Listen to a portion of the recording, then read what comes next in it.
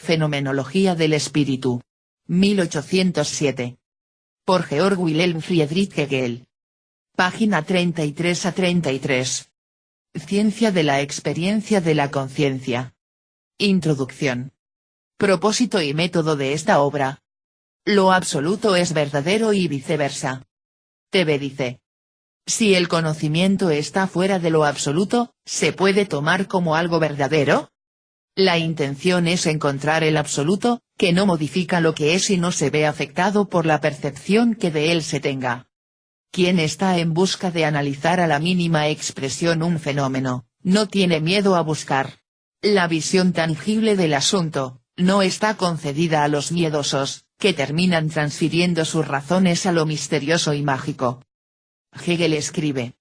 No obstante, si el temor a equivocarse infunde desconfianza hacia la ciencia, la cual se entrega a su tarea sin semejantes reparos y conoce realmente, no se ve por qué no ha de sentirse, a la inversa, desconfianza hacia esta desconfianza y abrigar la preocupación de que este temor a errar sea ya el error mismo.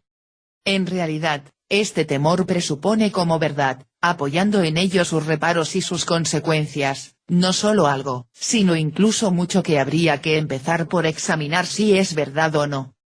Da por supuestas, en efecto, representaciones acerca del conocimiento como un instrumento y un medium, así como también una diferencia entre nosotros mismos y ese conocimiento, pero, sobre todo, presupone el que lo absoluto se halla de un lado y el conocimiento de otro, como algo para sí y que, separado de lo absoluto, es, sin embargo, algo real. Presupone, por tanto, que el conocimiento, que, al ser fuera de lo absoluto es también, indudablemente, fuera de la verdad, es sin embargo verdadero, hipótesis con la que lo que se llama temor a errar se da a conocer más bien como temor a la verdad.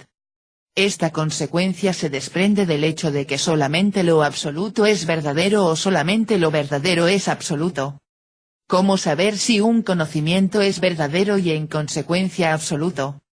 Se la puede refutar alegando la distinción de que un conocimiento puede ser verdadero aún no conociendo lo absoluto, como la ciencia pretende, y de que el conocimiento en general, aunque no sea capaz de aprehender o apresar lo absoluto, puede ser capaz de otra verdad. Tebe dice. ¿Acaso la ciencia sostiene conocimientos sin evidencia, como si fueran correctos? Si es así, la ciencia solo especula, es ciencia ficción. Un matemático presenta un teorema, y uno de sus colegas, le busca el agujero, con la sana intención de comprobar la validez general. En la década de los 90 del siglo pasado, el teorema de Fermat, se suponía que ya estaba demostrado por el inglés Andrew Wiles, pero le encontraron la falla. Entonces, el que propuso la demostración, Andrew Wiles, tuvo que regresar a revisar sus procedimientos y al final en 1995 llegó a la solución con apoyo de Taylor. El que encontró el error de Wiles, ¿no tiene mérito? No se contentó con la demostración y se enfocó en hallar el error, sin temor de nada. Si nadie hubiese tomado el trabajo de comprobar la demostración del teorema, así hubiera pasado por algo verdadero. Y aunque no lo fuera, iba a servir de base para nuevas investigaciones. Eso es la ciencia, una espiral sin fin que descubre más y más cosas apoyada en instrumentos de efectividad demostrada. O con desviaciones. Fermat fue muy audaz al declarar que su teorema era verdad. Tal vez por pura intuición. Y mire que pasaron 358 años y los matemáticos posteriores a Fermat, nomás se quebraron la cabeza y no pudieron demostrar nada. Y sin embargo, eso no desanimó a los nuevos matemáticos. La declaración del conocimiento, se demuestra que es falso, o es verdadero, pero se demuestra, no se especula. Si no se demuestra, solo queda como un escollo al que hay que rebasar. De este modo, muchos misterios siguen ahí. Y esto de lo oculto, por descubrir y demostrar, no tiene fin. Hegel escribe. Pero, a la vista de esto, nos damos cuenta de que este hablar sin ton ni son conduce a una turbia distinción entre un verdadero absoluto y un otro verdadero, y de que lo absoluto, el conocimiento, etc., son palabras que presuponen un significado que hay que empezar por encontrar. representaciones contingentes y arbitrarias. En vez de ocuparnos de tales inútiles representaciones y maneras de hablar acerca del conocimiento, como un instrumento para posesionarnos de lo absoluto o como un medium a través del cual contemplamos la verdad, etc. Relaciones a las que evidentemente conducen todas estas representaciones de un conocimiento separado de lo absoluto y de un absoluto separado del conocimiento, en vez de ocupamos de los subterfugios que la incapacidad para la ciencia deriva de los supuestos de tales relaciones para librarse del esfuerzo de la ciencia, aparentando al mismo tiempo un esfuerzo serio y celoso, en vez de torturarnos en dar respuesta a todo esto, podríamos rechazar esas representaciones como contingentes, que pueden ser o no ser, y arbitrarias y considerar incluso como un fraude al empleo, con ello relacionado, de palabras como lo absoluto, el conocimiento, lo objetivo y lo subjetivo y otras innumerables, cuyo significado se presupone como generalmente conocido. En efecto, el pretextar, por una parte, que su significado es generalmente conocido y, por otra, que se posee su concepto mismo no parece proponerse otra cosa que soslayar lo fundamental, que consiste precisamente en ofrecer este concepto. La ciencia es una manifestación. Con mayor razón, por el contrario, cabría rehuir el esfuerzo de fijarse para nada en esta clase de representaciones y maneras de hablar por medio de las cuales se descartaría a la ciencia misma, ya que solo constituyen estas representaciones, una manifestación vacía del saber, que inmediatamente desaparece al entrar en acción la ciencia. Pero la ciencia, al aparecer, es ella misma una manifestación, su aparición no es aún la ciencia en su verdad, desarrollada y desplegada. Es indiferente, a este propósito, representarse que ella sea la manifestación porque aparece junto a otro saber o llamar a este otro saber no verdadero su manifestarse.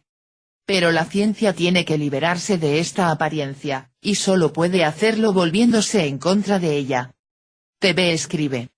Si la ciencia dice que algo es o no es verdadero, ¿cómo lo demuestra? Si nada demuestra, es pura superchería o cuando menos, una teoría, una especulación.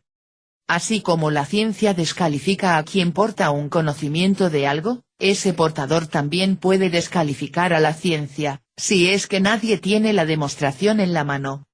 Alguien declara que existen los duendes y otro le refuta.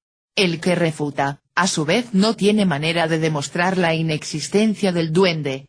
Dicen que están empatados, como si fuera un juego. Mira, si te digo que algo existe y te transfiero la responsabilidad en demostrarlo, este es solo un alegato de payasos. Aquí no se trata de emociones, creencias o intuiciones.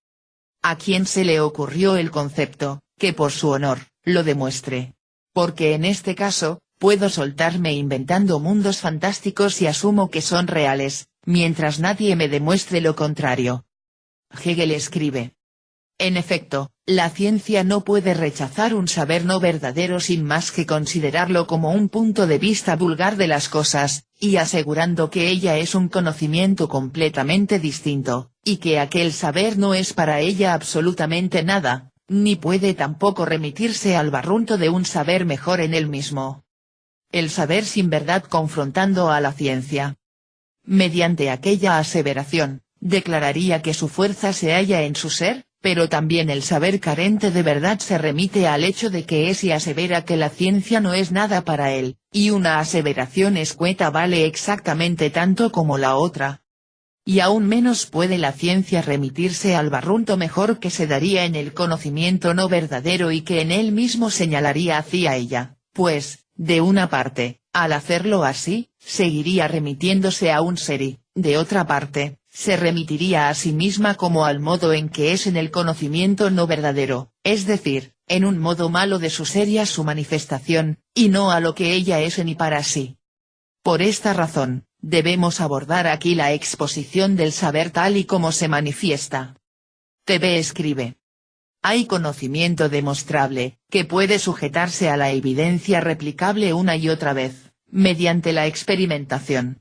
Si algo no puede demostrarse, con los medios o recursos actuales, ¿cómo podremos decir que no es verdadero, si se manifiesta? Si el fenómeno se repite una y otra vez, Sin variación, hay tentación por darle un concepto y decir que es verdadero. Página 34.